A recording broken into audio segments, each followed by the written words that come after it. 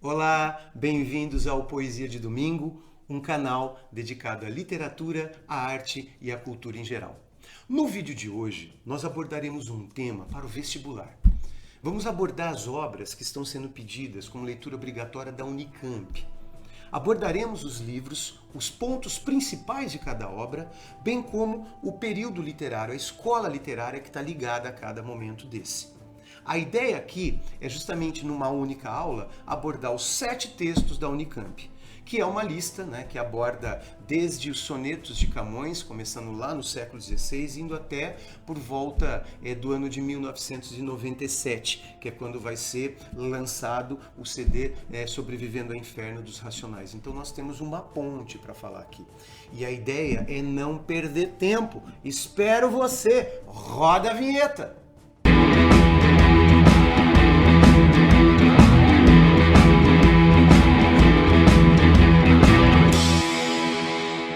A leitura obrigatória da Unicamp, ela está abordando sonetos de Camões, 3 sermões do padre Antônio Vieira, o conto de Papéis Avulsos, que é o conto Espelho de Machado de Assis, o Ateneu do Raul Pompeia, a Falência da Júlia Lopes de Almeida, a peça de teatro O Marinheiro, do Fernando Pessoa, e o CD Sobrevivendo ao Inferno também. Então, nós temos uma lista, como é natural da Unicamp, pedindo vários gêneros. E nós vamos começar aqui pelo primeiro. Qual que é o primeiro? Os sonetos de Camões, que está lá atrás no século XVI, dentro do Renascimento. Vamos dar uma olhadinha aqui, ó. A primeira coisa que me chama a atenção é justamente quando você pensa na obra de Luís Vaz de Camões, você vai ter que lembrar que o que está sendo pedido é uma fração da obra dele, que são os sonetos, né? Os sonetos de Camões, eles têm uma fonte. Qual que é a fonte? A fonte foi tirada de um livro que teria sido publicado 15 anos depois da morte do poeta. Aqui vocês têm a obra completa de Luís de Camões, que aborda, além dos Lusíadas, que é sua obra máxima, o único livro publicado em vida, aborda também 3 peças de teatro, El Rei Seleuco, Auto de Filodemo e Anfitriões, e aborda também o livro Rimas, que teria sido publicado, como eu acabei de dizer para vocês, 15 anos depois da morte do poeta. Desse livro que eles tiraram lá os sonetos que fazem parte da leitura obrigatória.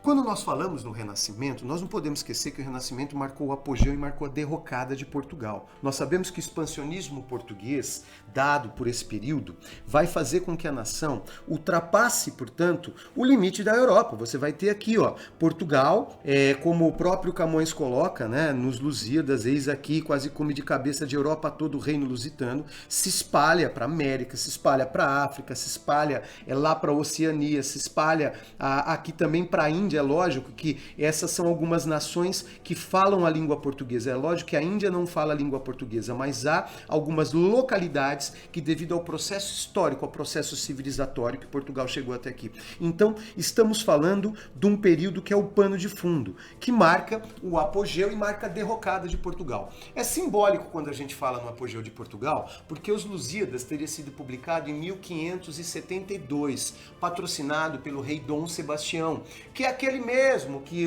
alguns anos depois, 6 anos depois, em 1578, vai desaparecer ao norte da África, ficando Portugal sem um monarca por 2 anos, que assume o regente. Depois a gente tem o início da União Ibérica, que é a dominação hispânica em Portugal, de 1580 até 1640. Então isso seria a derrocada de Portugal. Por isso que falamos que o Renascimento está entre o apogeu e a derrocada. Mas o importante não é isso. O importante é lembrar que quando pensamos na obra de Luís Vaz de Camões, o Camões, que nós temos os sonetos que foram tirados daqui, é uma fração da produção dele.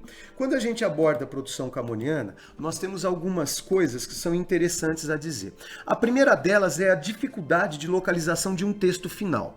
Só para exemplificar a dificuldade de estabelecimento de um texto definitivo da lírica camoniana, na edição de Hernani Cidade, Luís de Camões, Obras Completas, segunda edição, Lisboa, Sá da Costa, 1954, a lírica traz 378 supostos poemas, sendo desses, mais da metade, 204 são sonetos, 126 redondilha. Professor, o que é o verso redondilha? Então, nós não podemos esquecer de alguns detalhes. Entre eles, a ideia de que no ano de 1516, o Garcia de Rezende vai lançar o Cancioneiro Geral de Garcia de Rezende. O Cancioneiro Geral de Garcia de Rezende foi justamente a obra que traz à tona aquilo que nós falamos classificamos, como sendo a poesia palaciana. A poesia palaciana é a poesia que aparece no humanismo. Tem inclusive aqui no canal 2 episódios sobre o humanismo, abordando as crônicas historiográficas de Fernão Lopes, o teatro de Gil Vicente e a poesia palaciana com o Cancioneiro Geral de Garcia de Rezende. O verso redondilho é aquele que pode ser estruturado ou com 5 sílabas poéticas, redondilha menor, ou com 7 sílabas poéticas, redondilha maior. Então nós temos essa chamada de medida velha ou medida medieval. Por que eu estou falando isso? Porque quando a gente observa a lírica, vocês estão vendo que ele deixou mais de nessa edição de 378. Por que, professor, essa edição? Porque nós não podemos esquecer que é um problema de localização, porque a obra camoniana é uma obra que vai sofrer com o tempo aquilo que nós chamamos de efeito sanfona. A quantidade de poemas que eram apresentados ao livro Rimas, portanto, que representa a lírica de Camões, foi mudando de acordo com o tempo. Por isso que se você pegar várias edições, às vezes você tem um número final diferente do outro. Agora, para a gente não é importante isso. O que importa, de fato, é o que reza a tradição. É o mesmo problema no estabelecimento final da poesia de Gregório de Matos, no caso aqui do Brasil.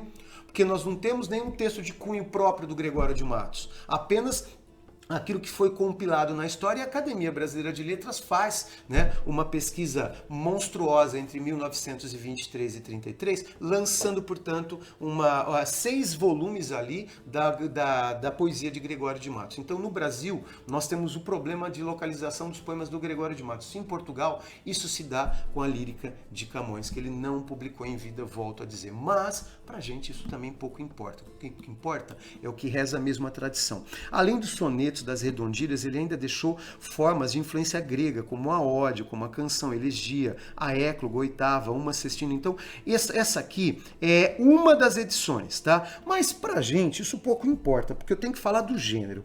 Qual que é efetivamente o gênero? Nós temos o gênero lírico. Poesia lírica é aquela que fala do eu. Lembrando que o Camões também deixou poesia épica, que são os Lusíadas.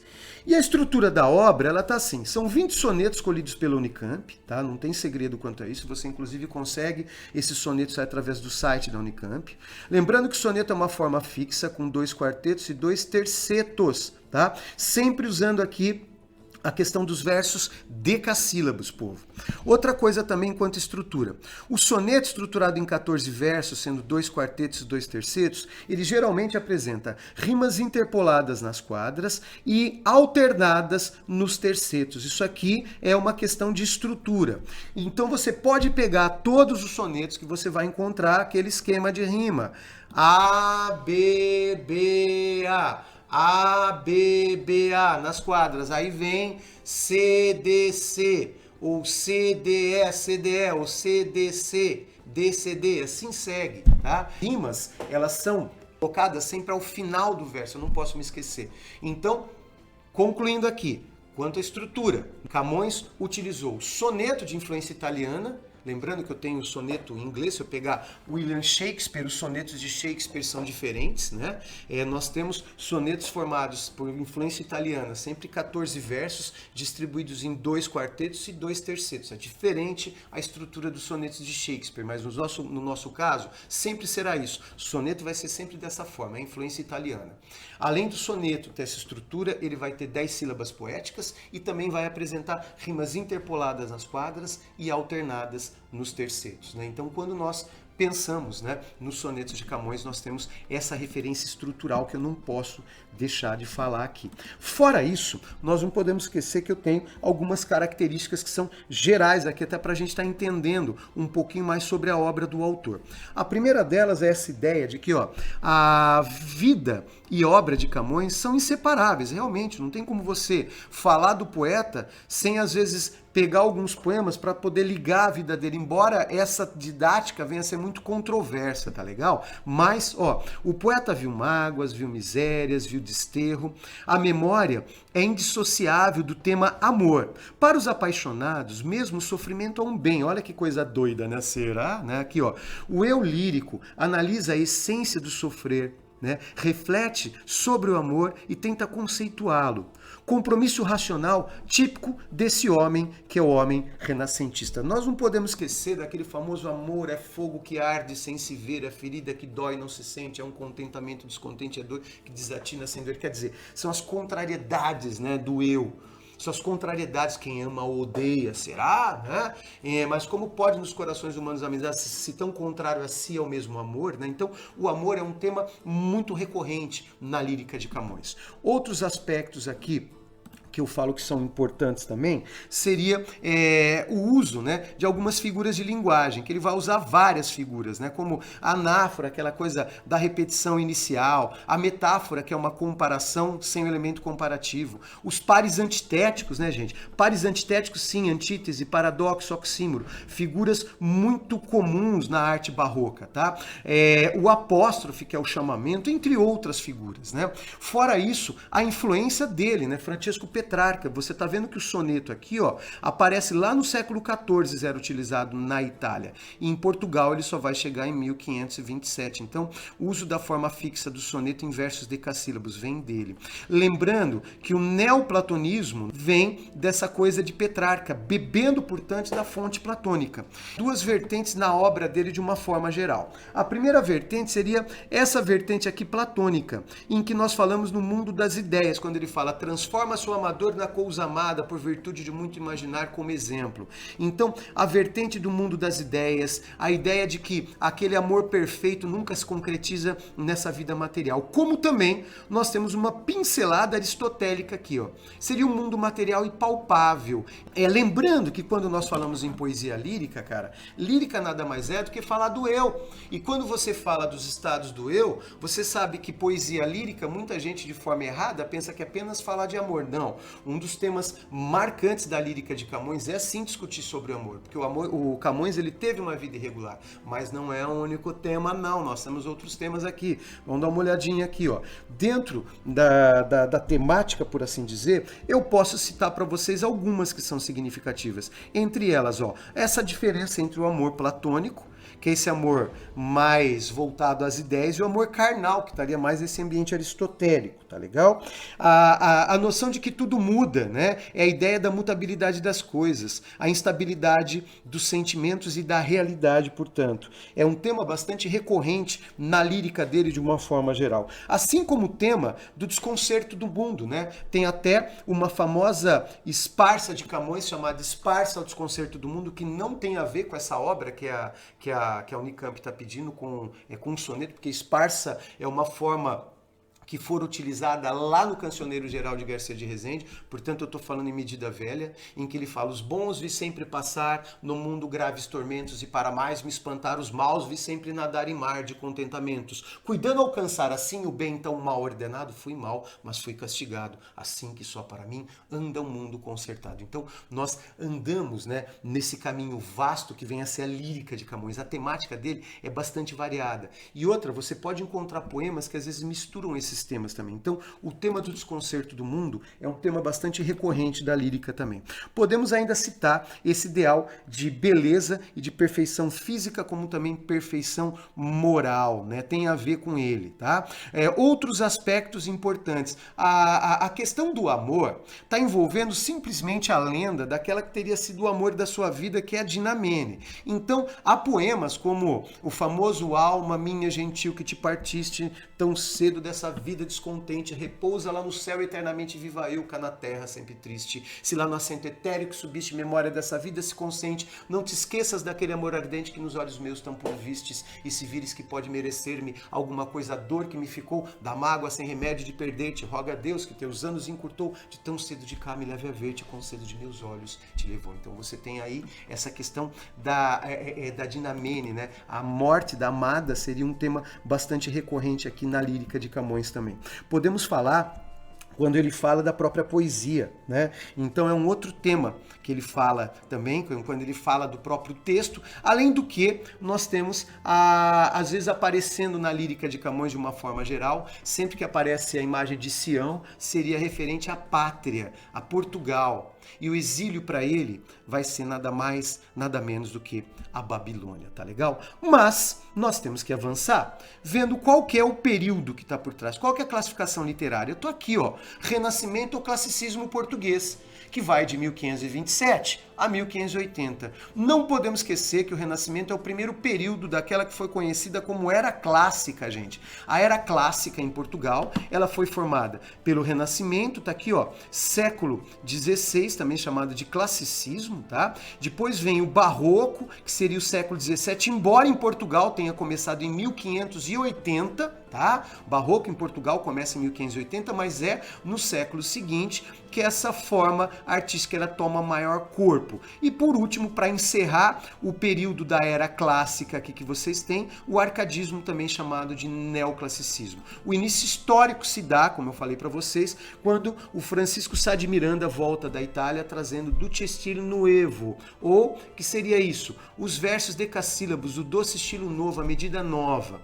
Assim como o verso de 10 sílabas poéticas também, nós encontramos, tá? Outras formas poéticas, como o caso da introdução do soneto. Os sonetos fazem parte da obra completa dele, que é uma parte da obra dele, não é tudo, tá? Mas, como estamos falando em arte, como estamos falando em escolas, como estamos falando em renascimento, não custa nada a gente dar um passeio por esse período da história da arte. Vamos dar uma olhada aqui, ó. Aqui vocês têm, né, só para lembrar que o Renascimento, temos a Mona Lisa como sendo um quadro símbolo dessa escola, pintura de Leonardo da Vinci, que é a Lisa Gherardini. Aí você encontra todos os princípios de equilíbrio, de simetria, de harmonia, de beleza. Quer dizer, as características do Renascimento têm a ver com esse homem antropocêntrico. Não podemos esquecer disso. Tenho ainda, ó, também do Da Vinci, Santana, a Virgem e o Menino, que é um outro quadro que espelha bastante essa estética. Tenho aqui, ó, um autorretrato do Leonardo da Vinci, e talvez um dos seus desenhos mais conhecidos, né, que é o Homem Vitruviano, né? O desenho ele é totalmente simbólico, tá? Porque o círculo representa um mundo espiritual, o quadrado representa um mundo material. Perceba que a ponta dos dedos toca simultaneamente o mundo material e o mundo espiritual, dando a entender que o homem tem que ser completo, o homem tem que ser integral, é o famoso homem integral. Fora as curiosidades na obra de Leonardo da Vinci, que seria uma outra aula, tá? Nós podemos seguir aqui, ó, com outras expressões, como o caso da escultura de Michelangelo. Essa aí nada mais é do que La Pietà, né? Que está lá na Basílica de São Pedro. É uma imagem que traz Nossa Senhora segurando o Cristo morto. Lembrando que aqui você tem ela segurando o filho morto. Olha que olhar, né? De desespero. Que nada, desespero nada. Temos às vezes a impressão de que a mãe é mais nova que o filho. Isso faz parte da estética renascentista, essa coisa de valorizar o universal. Não é o particular.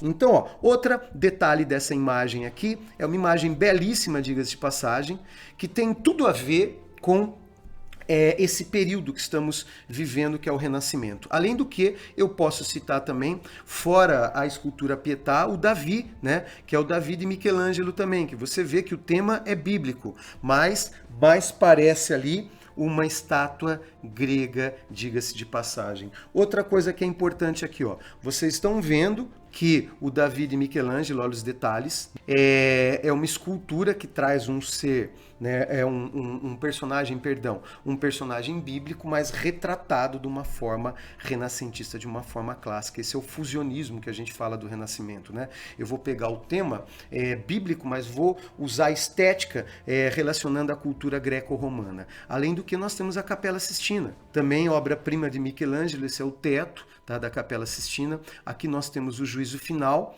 embora o Juízo Final tenha sido pintado, né, vários anos depois, foi pintado entre 1536 e 1541, e a cúpula aqui foi pintada antes, tá? Só para a gente lembrar aqui. Outras imagens da Capela Sistina, que é onde que é feito o conclave, e aqui nós encontramos, portanto, esse outro momento, beleza? Então, aqui vocês estão vendo uma outra obra, que a gente vai falar agora dos sermões, né, do padre Antônio Vieira, que está sendo pedido como leitura obrigatória. Vieira, nós sabemos que ele é um dos personagens mais interessantes, né, tanto da literatura brasileira quanto da literatura português, ele é estudado no barroco brasileiro, é estudado no barroco português, não podemos esquecer disso.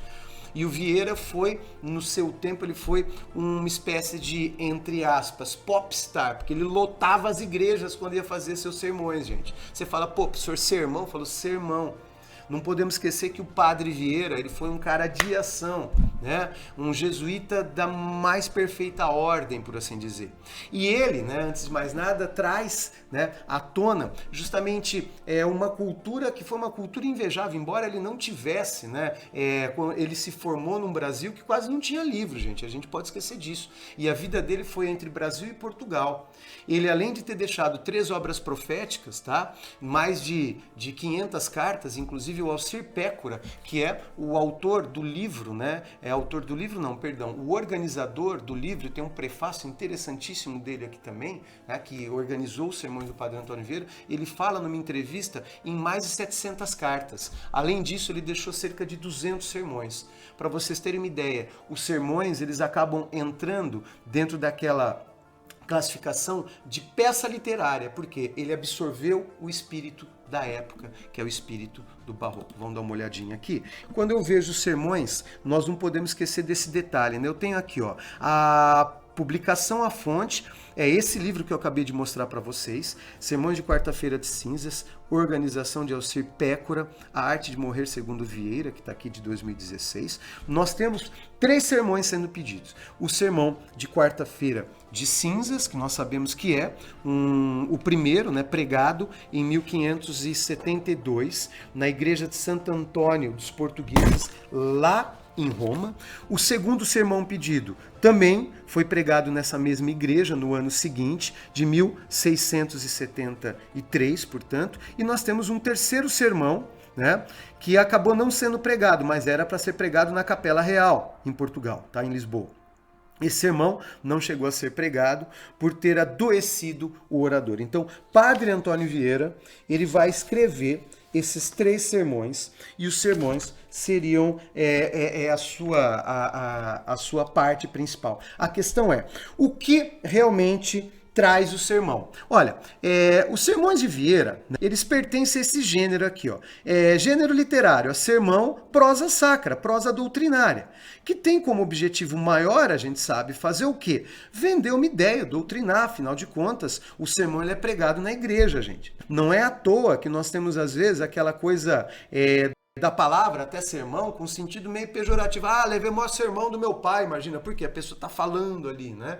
Então, quando nós pensamos na organização dele, vamos dar uma olhadinha aqui, ó, porque há uma estrutura nos sermões de Vieira, ó, a divisão clássica do sermão. A primeira parte seria a chamada de tema ou proposição, normalmente uma citação bíblica em latim, que ele vai fazer essa primeira parte. Aí depois vem na sequência o chamado introito ou exórdio. O que seria o introito ou exórdio? Seria os parágrafos introdutórios. Nessa parte do sermão, você vai ter a apresentação do sermão. Não posso me esquecer que esse sermão está sendo lido uma missa, ou lido ou muitas vezes falado. Falavam que Padre Antônio Vieira falava de memória, mas está valendo aqui, ó. Esses sermões, eles eram apresentados na igreja, sendo assim ele vai pedir proteção de Nossa Senhora, seria a parte da invocação. Normalmente a invocação é dedicada a Nossa Senhora. Aí, minha gente, vem o corpo do sermão, que é conhecido também como argumentação ou argumento, ou argumentação, ou desenvolvimento, tanto faz. Que é quando você vai ter todo o raciocínio do Vieira sendo ali apresentado, sendo ali esmiuçado, ele vai falar de tema por tema e vai elucidar, ele vai usar todas as formas, né,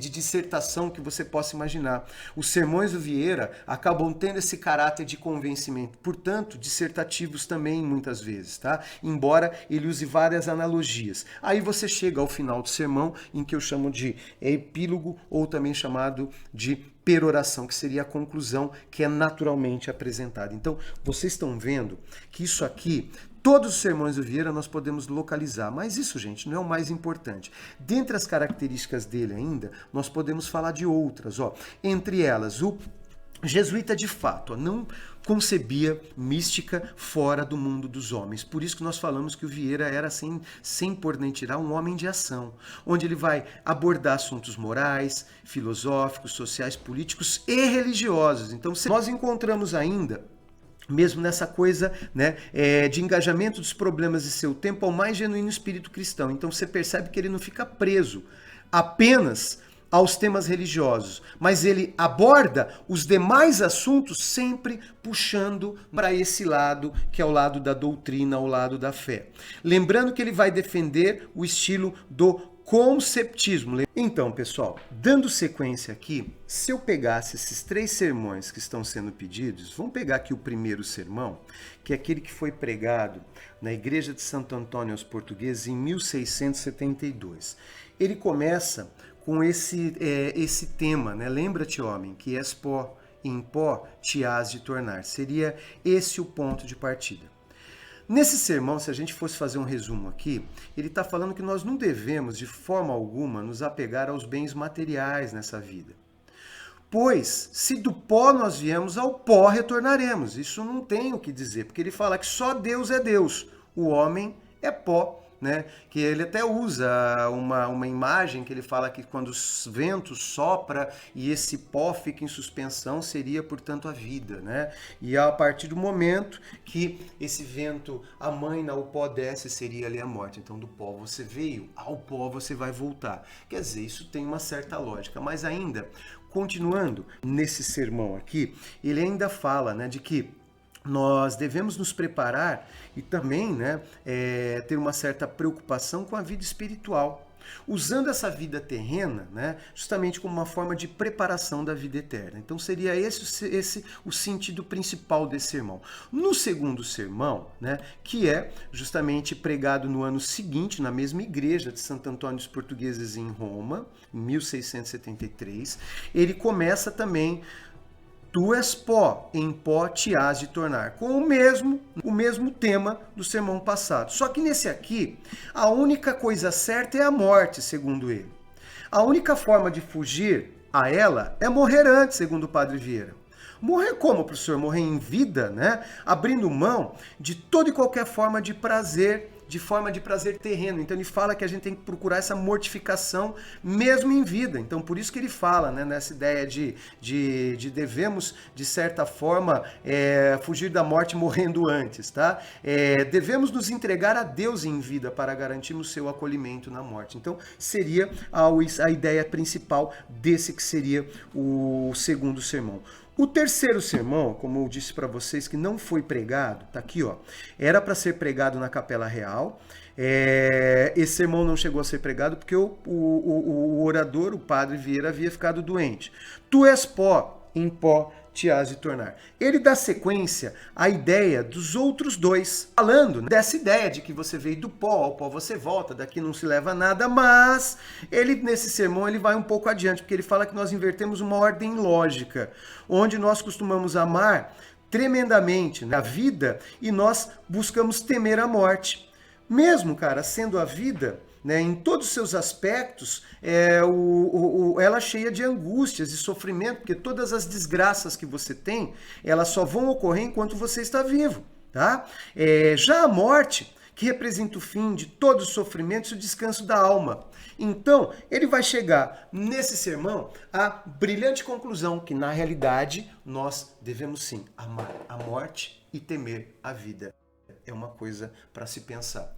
Padre Antônio Vieira, como eu disse a vocês, ele foi um dos maiores oradores sacros que o Barroco teve, tá? E a linguagem dele é uma linguagem bastante rebuscada. Eu não posso esquecer do momento a que nós estamos falando aqui, que seria justamente esse momento que seria o Barroco. Então, eu tenho com vocês aqui, ó, classificação da escola. O movimento literário é arte da Contra-Reforma.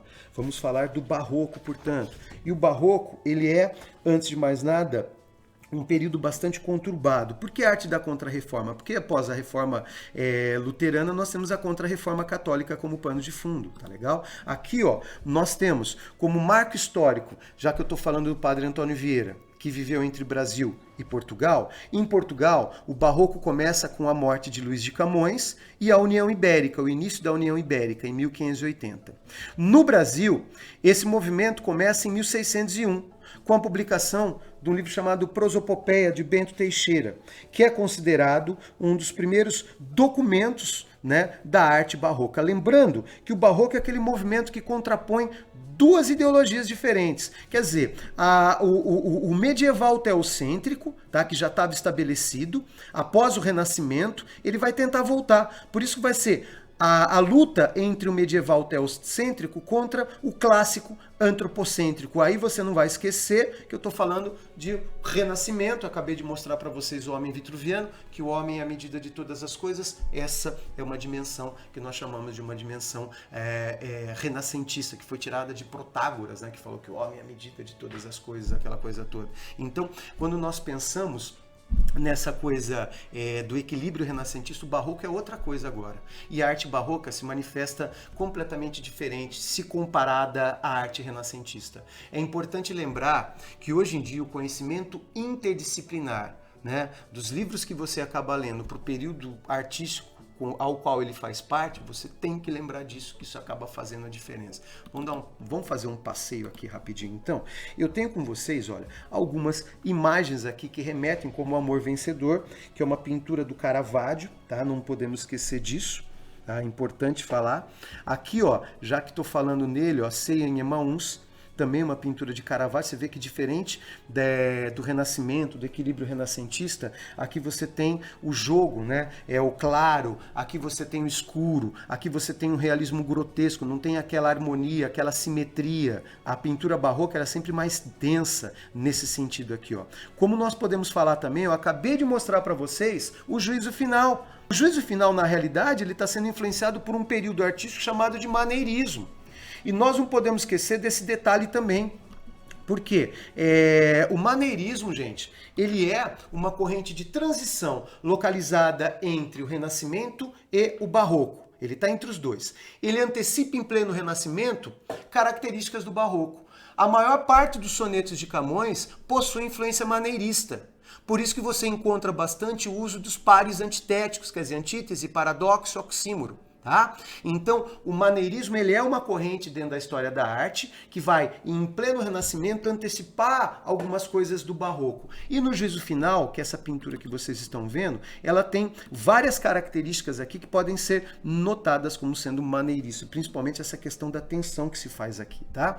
Outra coisa, ó, nós encontramos a Glória de Santo Inácio de Andrea Pozzo, que está lá na igreja de Santo Inácio em Roma. Olha que diferença esse afresco se compararmos com as 9 imagens que compõem a Capela Sistina. Você vê que é caótico.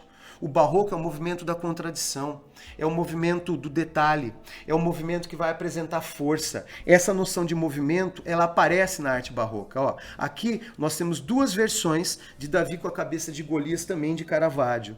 Então você percebe que esse realismo grotesco é típico da escola. Tá? Típico da escola. Ó, segue aqui também, de Caravaggio, uma outra imagem significativa que é a deposição de Cristo, cara. Então vocês estão vendo aqui que é uma imagem bem expressiva, né? Que absorve também as características do movimento barroco, tá legal? Bom, isso aí, gente, seria esse primeiro dado. Agora, seguindo aqui, nós não podemos esquecer que também passamos pelo século XIX, porque está sendo pedido como leitura obrigatória o Espelho, de Machado de Assis.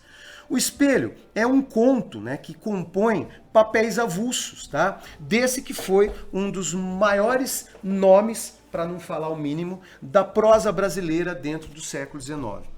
O gênio Machado de Assis, o bruxo do Cosme Velho, publicou esse livro aqui, que é Papéis Avulsos, tá? Em 1882. Um ano depois de ter publicado Memórias Póstumas de Brás Cubas. Sabemos que a obra de Machado de Assis é dividida em fase romântica, até antes de Brás Cubas, e depois, 81, tudo isso aí já vai compor aquilo que nós chamamos da fase conhecida como fase realista, que é a principal fase do autor.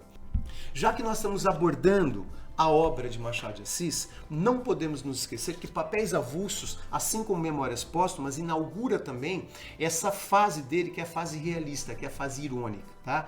Vamos dar uma olhadinha aqui. Ó. Machado de Assis, portanto, vai ter, né, o Espelho, que está aqui, ó, é um conto, está sendo pedido, que tem como fonte a publicação de Papéis Avulsos, como acabei de mostrar para vocês.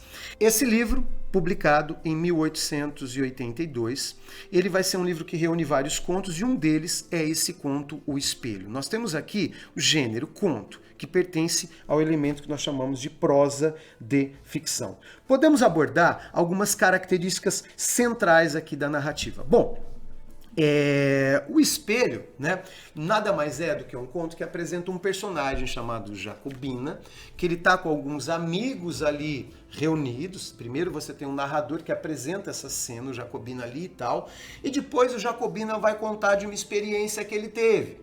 O Jacobina, que é um senhor já, um homem de mais de meia idade, vai lembrar de quando ele era jovem, lá para os seus 20 e poucos anos, que ele foi para a casa de uma tia chamada tia Marculina, que ele tinha sido nomeado meirinho, que era uma espécie de oficial de justiça, que todo mundo pagava o maior pau para ele, e ele, né, conta para os amigos que ele foi na fazenda da tia e por uma questão do destino ele fica sozinho na fazenda da tia, não tem ninguém ali para chamá-lo de meirinho.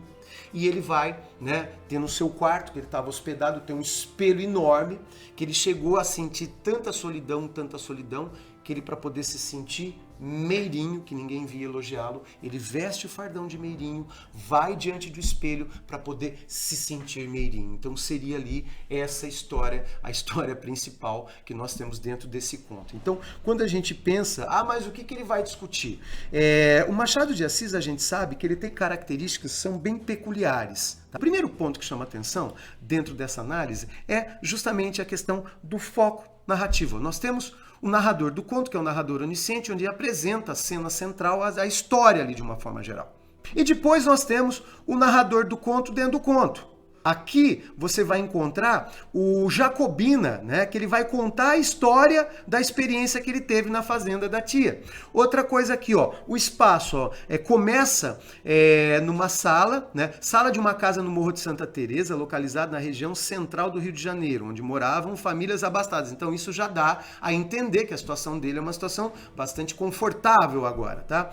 O espaço do conto, dentro do conto, é o sítio onde ficava a casa da tia Marculina, que ficava longe da vila onde o Jacobina morava. Então, a gente não pode esquecer que esse conto, o conto Espelho, ele tem característica principal, né? Ele até coloca ali um subtítulo no conto, que ele fala assim, ó, esboço de uma nova teoria da alma humana, que ele fala da alma interior e da alma exterior. Nós não podemos esquecer que um dos pontos de inflexão da obra do Machado de Assis é, às vezes, o conflito de essência versus aparência. E esse conto nós encontramos isso. Outra coisa aqui, ó, tempo, ó, segundo reinado, aborda desde a juventude até a maturidade de Jacobina. Tá valendo? Agora, eu não posso me esquecer de outros aspectos que são importantes da obra de Machado. Olha algumas particularidades dele. Ó. O universalismo, análise da essência humana, temas filosóficos, o conflito entre essência e aparência, que nós podemos aplicar inclusive a outros livros essa ideia, as fraquezas humanas, as convenções sociais, os impulsos interiores, os ciúmes, olha só, a normalidade e a loucura, a ruptura com a narrativa linear, aquela coisa convencional, o uso de metalinguagem quando o texto fala do próprio texto, a forma no qual ele vai buscar uma forte análise psicológica, tá? A ironia e o humor negro, que são traços da obra dele, o estilo enxuto, o pessimismo, quer dizer, tudo isso está inserido dentro desse aspecto, porque se a gente parar para pensar, a história mesmo, ela nada mais é do que um sujeito que se viu sozinho diante de um espelho, coloca o fardão. Mas por quê? Para se sentir. Então, é a alma exterior e a alma interior. Ele vai discutir isso no conto. Agora, o Machado, ele está dentro da escola realista, né? Nós não podemos esquecer que o realismo como movimento artístico, ele é o pano de fundo, né, desse período aqui. Então eu tenho o realismo brasileiro, que começa, né, em 1881 com Memórias Póstumas de Brás Cubas, quando foi publicado. Então você tem o realismo em prosa. E eu não posso me esquecer que no mesmo ano vai ser publicado O Mulato, do Aloysio Azevedo, iniciando o estilo naturalista. Lembrando que no Brasil, tanto o realismo quanto o naturalismo andaram juntos. Só que nós temos diferenças, é uma dica, hein? Saber as diferenças entre o texto realista e o texto naturalista, porque o realismo é aquela coisa do homem social, o naturalismo é o homem biológico, patológico, é um texto muito mais agressivo. E já que estamos falando do realismo, estamos falando do século XIX. E se eu estou falando do século XIX, nós temos, portanto, a arte produzida nesse período. Ó, essa pintura aqui, tá, do Gustave Colbert, chamado Os Quebradores de Pedra, os Cortadores ou os Britadores, tanto faz, tá? É uma imagem, inclusive, que se perdeu na guerra. É um quadro tido como uma feição realista, porque ele traz o trabalho braçal. O Colbert, ele foi mestre, né, em retratar essas imagens aqui, como também nós temos, ó, o autorretrato, o homem desesperado, também do Colbert, tá? Como você pode citar aqui, ó, é uma cena cotidiana, ó, enterro em Ornans, de 1850, também do Colbert. Você vê que ele retratava cenas, que são cenas corriqueiras. Ó, como aqui, ó, Mulheres Peneirando Trigo, de 1854. Então, a arte realista, ela vem vencendo a arte romântica. Não é nada idealizada, como vocês podem perceber. Aqui nós temos uma outra pintora, que vem a ser a Rosa Bauer. Olha a textura disso, cara. Professor, mas parece fotografia, mas não é. Tá? Mas não é. Assim como nós temos uma outra pintura da Rosa Bauer, que é essa aqui, tá? Que vocês estão vendo, que é Lavrando em Nivernois, tá? Que é de 1849, também de Rosa Bauer. Você vê que parece fotografia, mas isso não é. Quer dizer, estamos falando de um estilo chamado de estilo realista, e dentro desse estilo realista nós temos ainda outras obras, né? Como é o caso do Ateneu. O Ateneu do Raul Pompeia, professor, o Ateneu está sendo pedido também como leitura obrigatória. Tá valendo? O Ateneu, gente, foi um livro publicado em 1888. Vamos colocar aqui a publicação dele. O autor, ele colocou o Ateneu Crônica de Saudades como sendo uma espécie de subtítulo, né? Aí você já sabe do que traz, tá? Que é um romance de desilusão ou uma narrativa de confissão, tá legal? O aspecto importante: Sérgio, que é o narrador personagem, é uma espécie de alter ego do próprio Raul Pompeia, ou uma espécie de outro eu.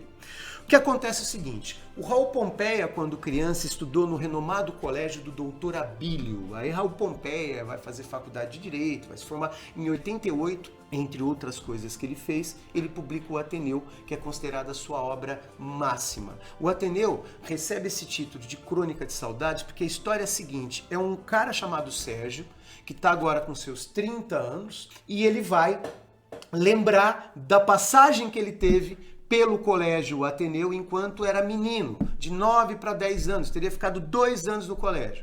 Então é uma narrativa quase estruturada de forma cronológica, que vai trazer a ideia daquele menino ingênuo, acostumado com a proteção da mãe, acostumado com a proteção do pai. O pai dele, logo no começo do livro, fala: vais encontrar o mundo, disse meu pai às portas do Ateneu. Quer dizer, esse vais encontrar o mundo já mata, já dá charada da simbologia do livro, o caráter simbólico. O microcosmo do colégio representa o macrocosmo da sociedade imperial. Então, o pequeno universo Ateneu, na realidade, representa o grande universo da sociedade imperial. É isso que nós temos como ponto de partida. Então, o Ateneu, ele é um livro que vai trazer vários personagens. Então, nada mais é do que a rotina desse menino durante 2 anos. Só que agora, lembrando, existe todo um passado aí, porque ele está com 30 anos, lembrando quando ele tinha 9, 10. É lógico que vai ter coisa que ele não vai lembrar com clareza, não vai lembrar com tanta nitidez assim. Então é onde o livro ele tem algumas particularidades. Diferentes da obra do Machado, que é um estilo realista, bastante clássico, né? O Ateneu, ele é um dos livros mais difíceis do século XIX no que toca à linguagem, que ele foi muito bem construído. O livro, cara, ele tem uma linguagem assim elevada. E não dá pra gente falar que ele é apenas classificado como sendo uma obra realista. Ele, na realidade, ele vai além disso. Vamos dar uma olhada aqui, ó. Eu tenho com vocês, dentro dessa obra, alguns aspectos que chamam bastante atenção. O primeiro ponto que chama atenção é justamente a classificação do texto, né? Que aqui você tem, né, o Sérgio como sendo narrador personagem, sendo um alter ego do próprio Raul Pompeia, lembrando que muitas vezes há vários autores, cara, José Lins do Rego muitas vezes transforma as suas lembranças, a sua memória em literatura. E a mesma coisa que ele fez. Só que é um livro que tem algumas particularidades. Primeiro que a classificação é difícil. Ele vai apresentar tanto elementos do expressionismo, que é aquela forma, ó, professor, expressionismo tem a ver com pintura? Então, né, expressionismo tem a ver com a pintura, gente, a pintura expressionista, a distorção, aquela coisa carregada, o grito do Munch, como exemplo, ou mesmo alguns quadros do Van Gogh que ele carrega nas tintas, lembrando que Van Gogh é uma aula de história da arte à parte, né? Por quê? Porque a obra do Van Gogh, ela é uma obra bastante híbrida, ele começou com realismo, passou pelo impressionismo, pós-impressionismo e assim segue, tendência expressionista. Então, quando pensamos na literatura, a literatura também vai abordar isso. Assim como também nós não podemos esquecer as características impressionistas, que está aqui, ó. Memória como fio condutor da narrativa, o passado é recriado como manchas de recordação. Aqui, gente, a coisa fica meio que distinta. Sabe por quê? Porque vai aparecer nesse momento, a gente não pode esquecer, né, uma tendência, que é uma tendência bastante interessante. Por quê? Porque o texto não fica tão nítido, ele parece uma pintura impressionista. E a pintura impressionista é aquela que de perto você vê um borrão, aí você tem que se distanciar para ver a imagem se formando. Além desses traços, eu tenho ainda os elementos do realismo propriamente dito, como sendo crítica ao sistema educacional da época, lembrando que o livro Ateneu tem lá os personagens, que como eu falei, a ideia aqui não é ficar esmiuçando os livros, porque vocês podem, inclusive, encontrar outras aulas, e cada obra dessa daria uma aula sozinha, gente. A ideia é tentar fazer uma abordagem geral das obras aqui. E nessa abordagem geral das obras, nós não podemos esquecer que o Ateneu, ele tem o senhor diretor, que é o diretor Aristarco Argolo de Ramos, que comanda aquilo com mão de ferro. Além disso, tem a Dona Ema, que é uma personagem feminina, no qual o Sérgio ele vai criar uma noção, uma relação meio que edipiana, entre aspas, aí, né? O complexo de Édipo, professor, Então, ele é um livro bastante denso. Então, na crítica que ele faz ao sistema educacional do internato, nós vamos encontrar isso. Aquele diretor ganancioso que só quer saber da grana no final do mês. É aquele velho ditado, né, gente? Por fora a bela viola, por dentro pão bolorento. O Ateneu é mais ou menos assim. Lembrando que no final do romance, um personagem chamado Américo vai meter fogo na escola. Então o colégio queima no final. Aí alguns críticos até falaram que a queima final do Colégio Ateneu é o autor se vingando do sistema educacional do internato, uma coisa a se pensar. Mas seguimos aqui, ó. Além dos elementos realistas, nós temos a questão do naturalismo também, que é a concepção instintiva e animalesca das personagens, né? E a forte sexualidade, inclusive abordando, né, sugerindo aqui a homossexualidade dentro da escola também. Tá valendo? Além disso, ó, o microcosmo do Ateneu representa o macrocosmo da sociedade imperial. Em outras palavras, o pequeno universo do Ateneu representa o grande universo da sociedade imperial, que ele teve, Raul Pompeia, grandes desavenças, grandes problemas. Então, pegando as palavras dele, não é o internato que faz a sociedade, o internato a reflete. Tá valendo? Aqui nós temos alguns exemplos de pinturas impressionistas. Olha aqui, ó. Impressão Sol Nascente de Monet, tá? Outra imagem que nós temos do Monet aqui também, tá? De 1869, Banhistas em La Grenouillère, tá? Aqui vocês estão vendo, né, como que são pinceladas rápidas, que se você olhar de perto parece um borrão, mas a imagem vai se formando. Outro exemplo aqui de impressionismo também. Então, a pintura impressionista é sempre mais delicada, ela tem uma ligação mais efetiva com a realidade. Ó, Regata e Argento-Yu, né, de 1872 também do Monet. Como aqui, né, já estou mudando um pouquinho, vocês têm Gustavo Caillebotte, Jovem em Sua Janela, também com traços impressionistas aqui. Aqui a gente já começa a caminhar para o outro lado. Você está vendo a distorção? Isso já seria o expressionismo. O expressionismo é a distorção grotesca da realidade que nós encontramos encontramos algumas passagens do Ateneu em que ele descreve muitas vezes os colegas de sala num tom caricato, lembrando muitas vezes uma pintura, né, expressionista, tá? Aqui nós temos alguns quadros de Van Gogh também, ó, tá? Cipreste de 1889, isso aqui é apenas para exemplificar. Você percebe como tão carregado, como que a imagem é mais forçada. Olha aqui, ó, nós encontramos também, essa é uma das imagens Noite Estrelada, uma das mais famosas dele, também de 1889, lembrando que o Van Gogh é, antes de mais nada, uma parte da história da arte, diga-se de passagem. Tá valendo? Então, tudo isso, gente, condensa pra gente um pouquinho dessa estrutura. E aqui, um dos quadros mais famosos, né, dessa tendência expressionista, que seria o Grito, do Edvard Munch, de 1893. Lembrando que o expressionismo vai adentrar ao século XX, se transformando numa das vanguardas artísticas europeias. Então você tem isso aí no livro Ateneu, tá, que é do século XIX, mas lembrando que a pintura expressionista, exemplo, quando a gente pensa na Anita Malfá, ó, isso aqui é a Boba, um dos quadros, né, Anita de 1915 a 16, que é da famosa Mostra de 1917, que ela teria sido ali detonada pelo Monteiro Lobato, eclodindo a partir de então, 5 anos mais tarde, a Semana de Arte Moderna de 1922. Então,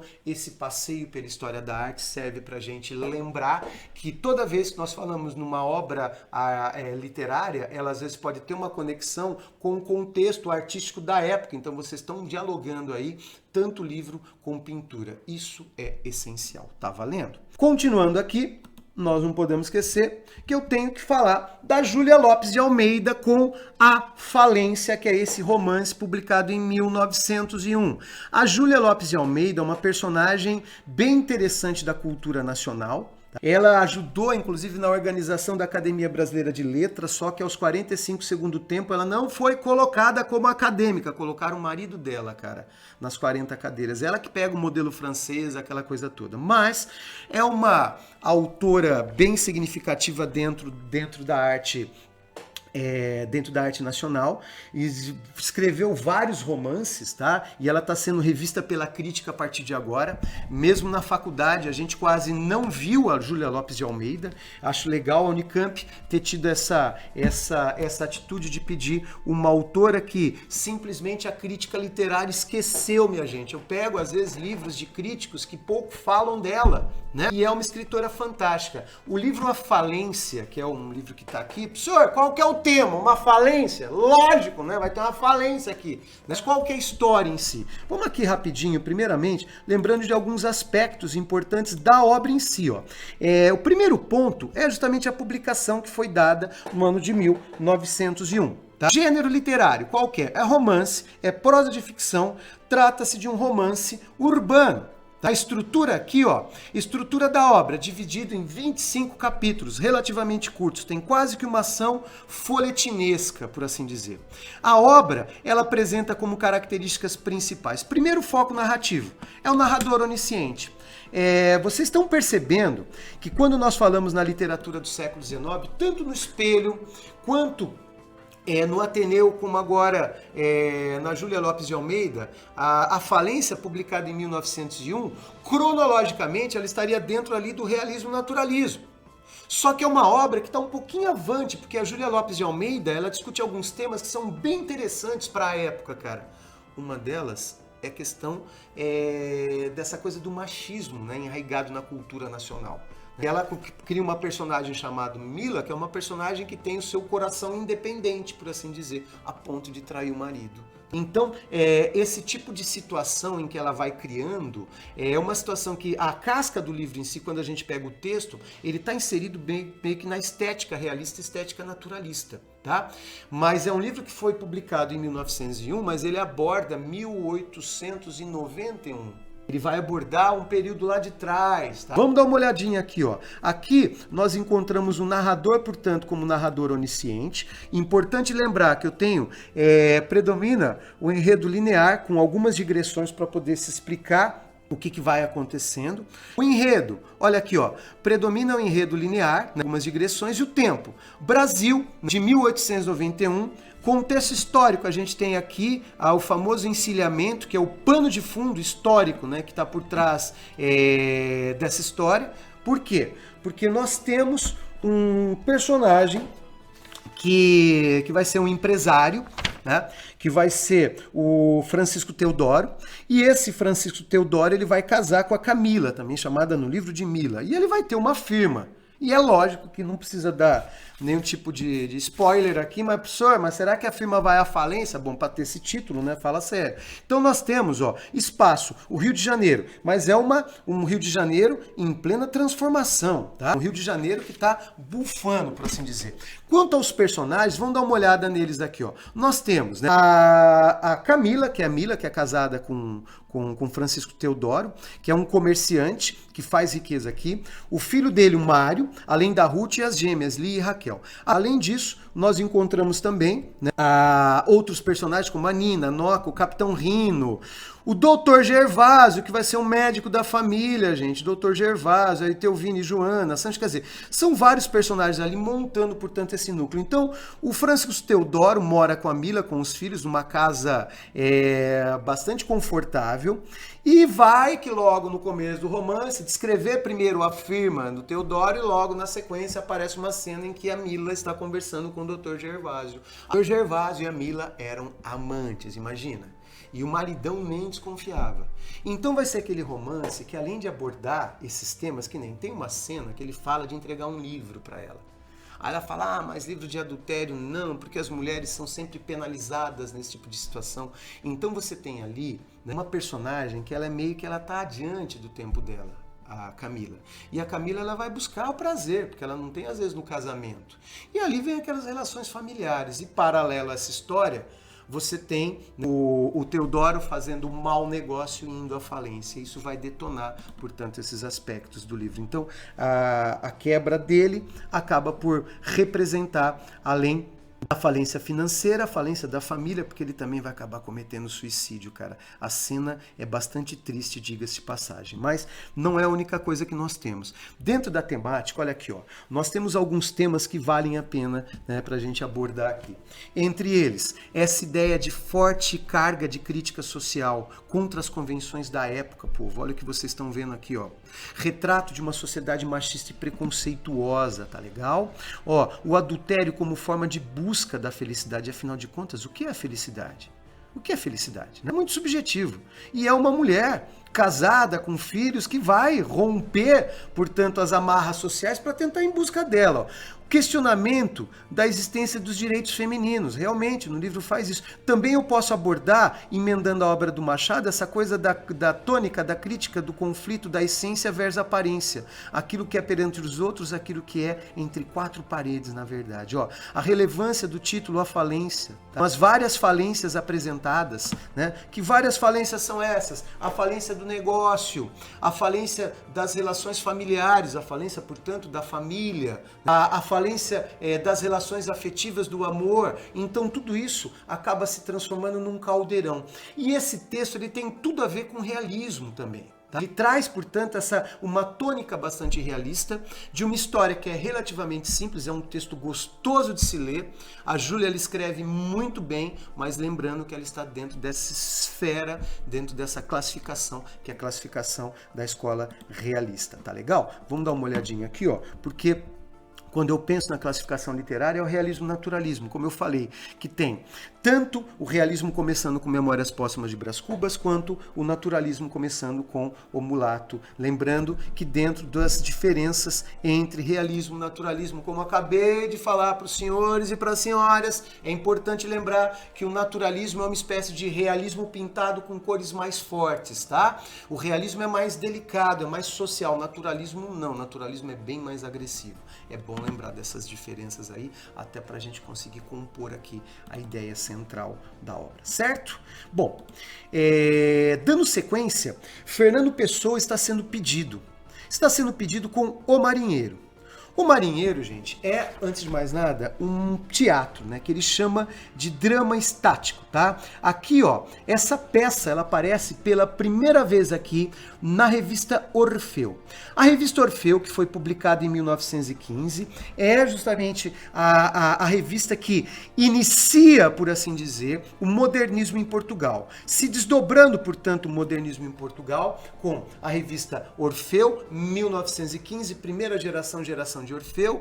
1927, a revista Presença, iniciando a geração Presença, e depois da década de 40, com Guy Bells do Alves Redol, nós temos o neorrealismo, ou o experimentalismo na terceira geração do modernismo. Fernando Pessoa está ali entre a geração Orfeu e a geração Presença, mas em 1915, ele pega esse texto que ele havia feito em 1913 e publica na revista Orfeu. Essa revista, portanto, é a revista que inicia, né, o modernismo em Portugal.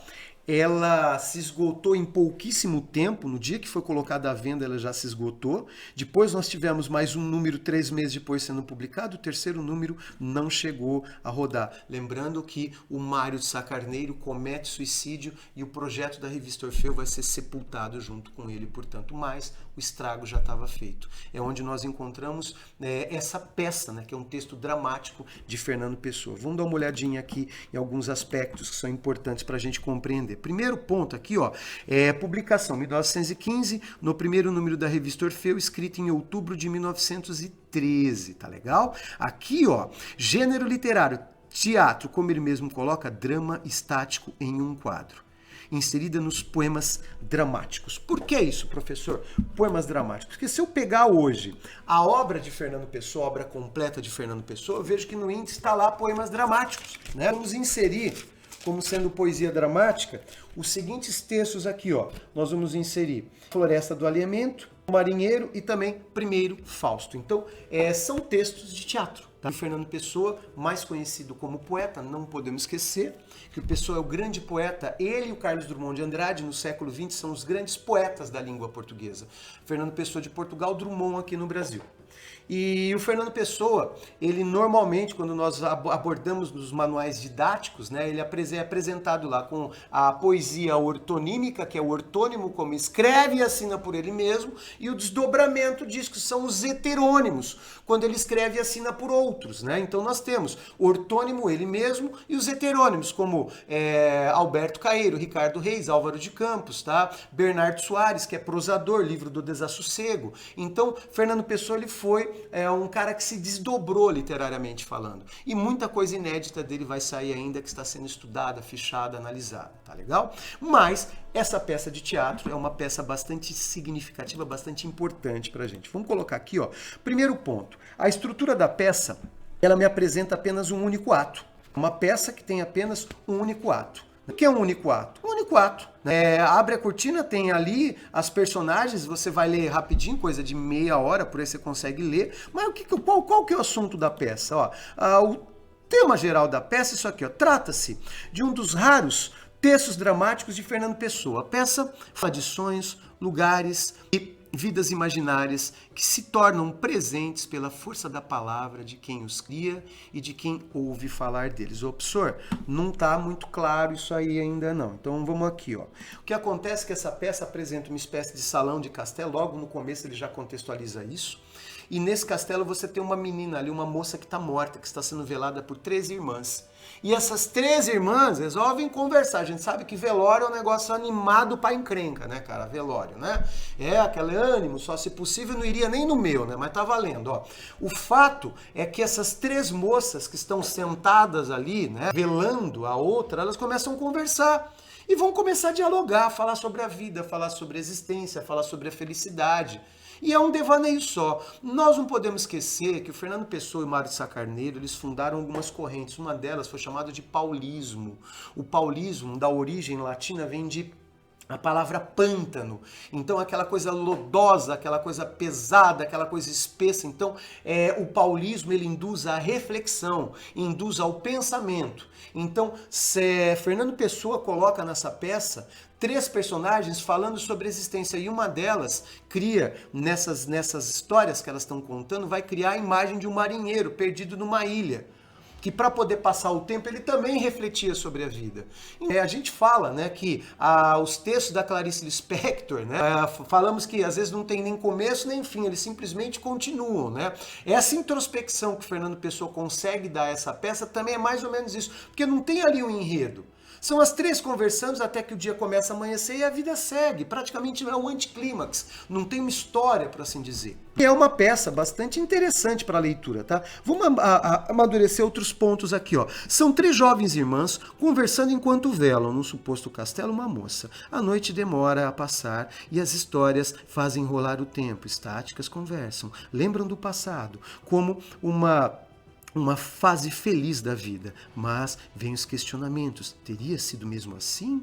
A segunda veladora conta uma história de além-mar, um marinheiro perdido que constrói para si um novo passado e povoa o silêncio do momento. Fazendo o quê, gente? Pensando, lógico. Ó, quando amanhece, tomadas pelas histórias que inventaram, as jovens percebem-se entre o sonho e a realidade. Uma espécie de forma metafórica de si mesmas, tá legal?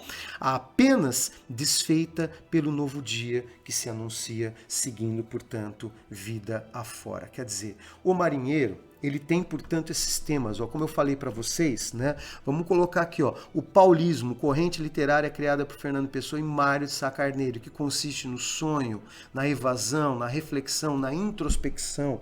Então aparece esse termo aqui, ó. E sem contar que a classificação literária é modernismo português, que começa com a publicação da revista Orfeu, em 1915. Olha aqui, ó. Essa é uma imagem de tempos modernos que reforça bastante aquela ideia do que nós estamos vendo, que o século XX é chamado de era da máquina, e inserido no modernismo nós não podemos esquecer também que, como pano de fundo, nós tivemos lá atrás as vanguardas artísticas europeias. Essa aqui é um quadro do Pablo Picasso, Maria Teresa apoiada no cotovelo, que sugere o cubismo, que começa lá no ano de 1907, né, gente? A arte cubista foi uma das correntes de vanguarda mais importantes do século XX, tá? Além disso, o dadaísmo, que aparece, né, com o Manifesto Dadaísta de Tristan Tzara em 1916, essa é uma peça que ele não chamava de escultura, tá? Marcel Duchamp, lembrando que a corrente artística conhecida como dadaísmo, ela é uma ponte entre a arte moderna e a arte contemporânea. Seguimos aqui, ó. Eu tenho com vocês ainda o surrealismo também, né, com René Magritte como exemplo, lembrando que você tem Frida Kahlo, você tem Salvador Dalí, quer dizer, todas essas correntes de vanguarda, tá, são importantes para isso. Agora, o modernismo português, ele tem suas particularidades, né, dentro da Europa, porque a formação inglesa de Fernando Pessoa, a formação francesa do Mário de Sá Carneiro e a formação portuguesa do Almada Negreiros condensaram, portanto, particularidades ao modernismo português. E o Fernando Pessoa, com certeza, cara, é o gênio da raça. Aqui nós temos a Casa Fernando Pessoa, localizada em Lisboa, que foi o último lugar que ele morou, que hoje é uma espécie de museu, né? Onde tem lá, logo na entrada, você encontra uma das facetas do Fernando Pessoa, que é essa coisa de estudar o esoterismo, cabala, né? Ele estudava astrologia, gente. Ele fazia o mapa astral dele, dos heterônimos, tá? Até da revista Orfeu ele fez também. Então essa é uma das curiosidades, o mapa astral feito por Fernando Pessoa. E aqui nós temos a máquina de escrever, né, da Casa Fernando Pessoa, que ele vai entregar, inclusive, o manuscrito do Mensagem, que é o único livro dele publicado em vida, que é alguns objetos pessoais, apenas para matar a curiosidade. O boletim escolar na high school que ele fez em Durban, África do Sul, porque ele foi criado quando criança lá, com 17, 18 anos vai para Portugal e nunca mais saiu de Portugal, diga-se de passagem. E aqui nós temos um quadro do Fernando Pessoa que está ali na casa dele, tá? E aqui, né, na casa Fernando Pessoa, um pouco daqui dos livros que foram publicados sobre o poeta, tudo organizado, tudo catalogado. Em Lisboa, nós temos ainda o restaurante Martim da Arcada, o Fernando Pessoa teria bebido, né, sua última dose antes de ser internado e morreu em 1935. Então isso encerra pra gente aqui sobre Fernando Pessoa. E por último, não podemos esquecer também que eu tenho que falar dos Racionais, né, que é esse CD que está sendo pedido como leitura obrigatória também, né, Sobrevivendo ao Inferno, que está aqui, ó, foi o lançamento em 1997, não podemos nos esquecer disso. Importante lembrar. E quando você fala num CD de música, você está abordando, portanto, uma obra que ela vai aparecer em a letra. Como que vai aparecer a letra da música, professor? Bom, a letra da música normalmente aparece em verso. Se a letra da música aparece em verso, lógico que eu vou tratar essa letra como sendo poema, para ficar mais fácil, tá? Então aqui, ó, se observar, foi lançado aqui, ó, um livro né, que tem inclusive nesse livro, nós encontramos um estudo crítico logo de início, que eu aconselho o aluno ler essa parte aqui, porque a Unicamp ela pode pedir esse aporte teórico aqui na formulação das questões. E, gente, depois é escutar os racionais e ver o que eles estão dizendo a vocês. Nós temos aqui, né, vamos avançar um pouquinho mais, nessa obra alguns aspectos. Primeiro, gênero, música. Não vou esquecer que é música. É música, professor? Música.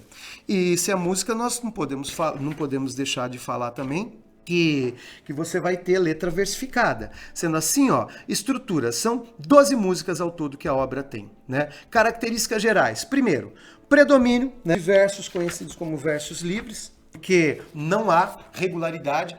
Nós fôssemos colocar, né, esses textos aqui numa classificação mais adequada, eles estão dentro das tendências contemporâneas da literatura brasileira, em que nós sabemos que após 1956, que é quando inicia-se o concretismo no Brasil, aí depois você vai ter concretismo, neoconcretismo, poesia praxis, poema processo, a poesia marginal dos anos 70 e 80. Os racionais, como eles estão fazendo música e a letra da música aparece em verso, tecnicamente trataremos aquilo como um poema. Eu sei que é música, professor, mas eu vou tratar como poema, que é essa que é a referência que eu tenho.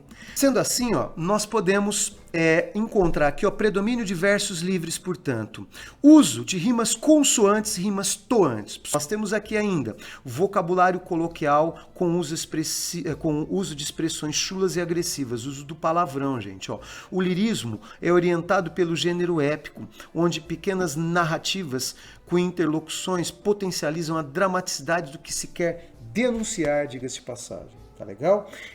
Outra coisa aqui, ó. As canções apresentam uma forte carga dramática. Olha, gente, uma das coisas que eu achei interessante nesse texto aqui é justamente a questão de como que você tem a oposição entre os humanos, quer dizer, a periferia, e o sistema. Então existe uma luta ali, né, de classes que tá por trás desse texto. Então é os humanos contra o sistema. E outra coisa, nós não podemos esquecer que você tem que ouvir as músicas aqui. Você vai ver o subúrbio sendo apresentado. Os Racionais, né, quando eles lançaram esse CD aí, parece que não, mas eles já acabaram por dar impulso a toda uma cultura da periferia que acabaria aparecendo depois. Nós tivemos personagens que já representaram no passado. Quer dizer, se eu pegar ali A Cidade de Deus, o livro do Paulo Lins, ele pega carona nisso aqui. E nós não podemos esquecer do contexto histórico, que são os anos 90 também, Carandiru, Candelária, etc. Né? Nós temos aqui, ó, seguindo, vamos seguir, ó, eu tenho temática, olha aqui, ó, nova maneira de tematizar o cotidiano periférico, com impacto em vários segmentos artísticos, como a literatura, o teatro, o cinema, a televisão, fazendo do grupo um novo vetor para a produção artística da periferia, tá legal? O caráter, né? Crítica social, onde nós temos o nós, que seria os manos, contra o sistema, tá? É uma espécie de maniqueísmo moderno, onde a força opressora, ela emana do Estado. Então, vocês estão vendo aqui que tudo isso, cara, é importante para a gente compreender. E qual a classificação literária que eu posso encontrar os racionais, professor? Olha, nós vamos colocar nessas tendências contemporâneas, tá? Tendências contemporâneas da literatura brasileira, que não tem onde colocá-los, verdade é, mas lembrando que eu estou falando originalmente de um CD de música, que quando eu analiso aquilo de uma forma um pouco mais conceitual, eu tenho textos que são apresentados em verso, e se o texto é apresentado em verso, eu tenho, portanto, diante de mim um poema, tá? Gente, vale a pena. Pessoal, espero que tenha sido válido, ficou um pouquinho puxada aí a aula, mas a intenção nossa era justamente fazer num aulão só uma abordagem geral dos livros desse ano da Unicamp, tá? Fiquem com Deus, até a próxima, e até mais. Tchau, fui!